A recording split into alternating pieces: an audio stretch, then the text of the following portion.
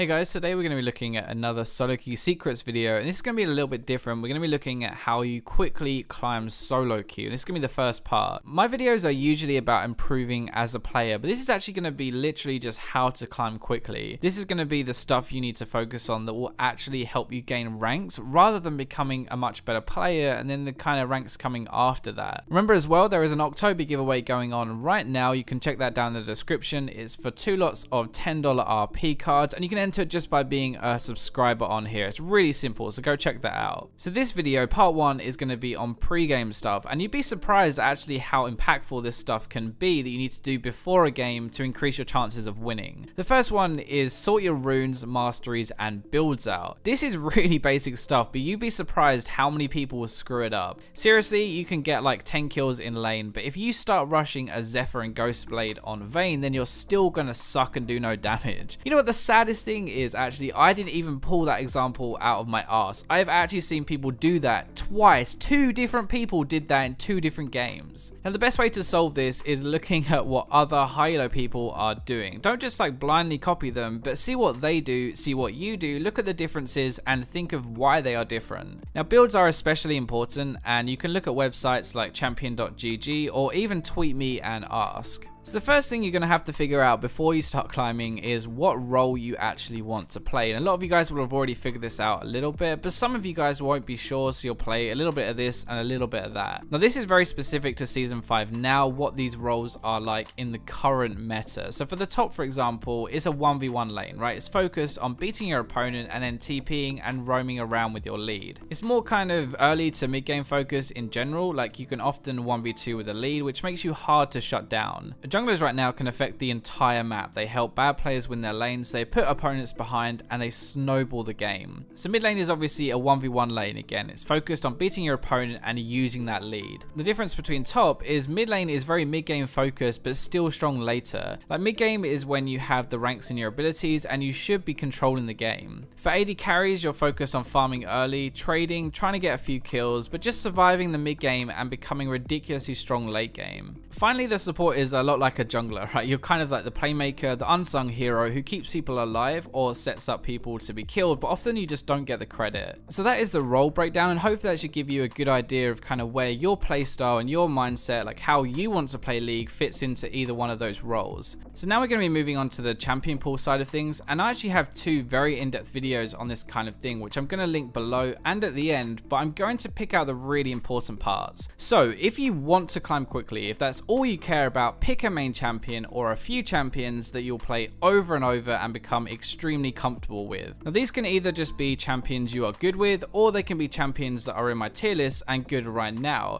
It really depends on you, I guess, and what you are good at, like what kind of player you are. If you can pick up champions quickly, then pick up the strongest ones right now, but remember that they're often going to be banned or picked away from you anyway. If you pick something that isn't as popular but you just really enjoy and you're good with, then you'll be much more likely to get it most games. The thing you don't want to do is just play something because you think it is OP. Like that is the dumbest thing to do ever, and it's the easiest way of stopping yourself from climbing. Now once you have decided on your champions, write them down somewhere. Use the template that's in the description if you want to. Just make sure you have it next to you so you actually will stick to it. Another really good thing to do is write key things next to them, like what you want to do early, what you need to focus on, what they are strong at. This is going to help you be way more impactful in game. So as for a champion pool in general, like what it should actually look like, you should really have at least 2 to 3 champions in your main role, 2 in your backup role or roles, and 1 in the other roles just in case. This is really the minimum I would suggest that you make sure you have, so you don't automatically become useless when you don't get your main.